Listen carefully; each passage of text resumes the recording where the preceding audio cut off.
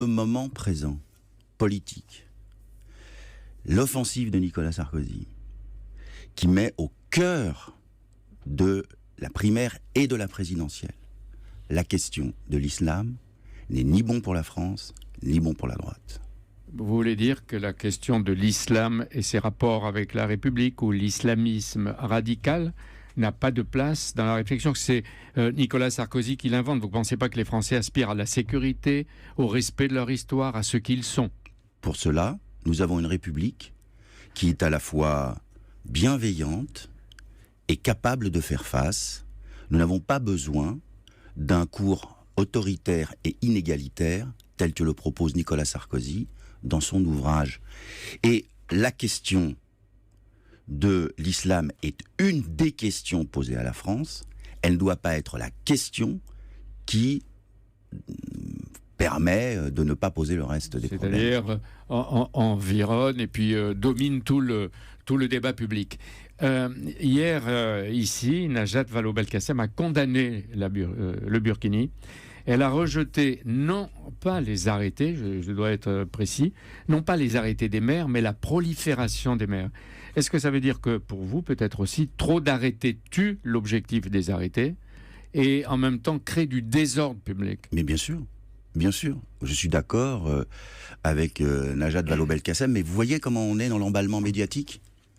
Ici, il y a un propos équilibré qui a été présenté par la ministre. On en fait tout de suite un objet de polémique parce que tout le monde tourne autour du Burkini. Mais qui a raison, elle ou Manuel Valls, le Premier ministre? Mais ils disent la même chose. Ah bon? Quand Manuel Valls dit qu'il soutient l'arrêté de Nice, mais qu'il ne veut pas légiférer, il est contre la multiplication 30 villes. Vous avez vu des Burkinis sur 30 plages? Donc aujourd'hui, nous sommes dans une situation où, à l'évidence, un parti politique, les Républicains, même pas le Front National, les Républicains instrumentalisent une question réelle, mais instrumentalisent cette question pour essayer de progresser dans les sondages. Vous ne faites pas de la diversion, là? Par exemple, à 15h, tout le monde attend la réponse du Conseil d'État. Mais est-ce que vous croyez que ça va suffire à stopper l'offensive de déstabilisation de toute l'Europe et des sociétés de la part de Daesh? Non, mais nous saurons quelle sera l'attitude juridique de la France. C'est un point très important. Oui. Vous-même, vous êtes embarrassé. J'ai lu que vous dites « Chacun doit pouvoir se baigner comme il le souhaite ».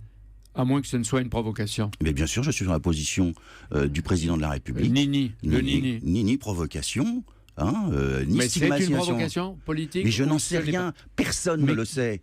Personne n'a apporté la démonstration que c'était une provocation. Et aujourd'hui, on est sur cette stigmatisation. Mais franchement, le débat français est tombé à ce point si bas qu'un président de conseil départemental, porte-parole de Nicolas Sarkozy, dit que nous avons été élus, que François Hollande a été élu par l'islam politique. Et Éric Ciotti, il dit qu'il a été élu grâce aux voix de l'islam politique. Vous lui demandez? Eh bien, je demande à Nicolas Sarkozy, solennellement, aujourd'hui, de désavouer Éric Ciotti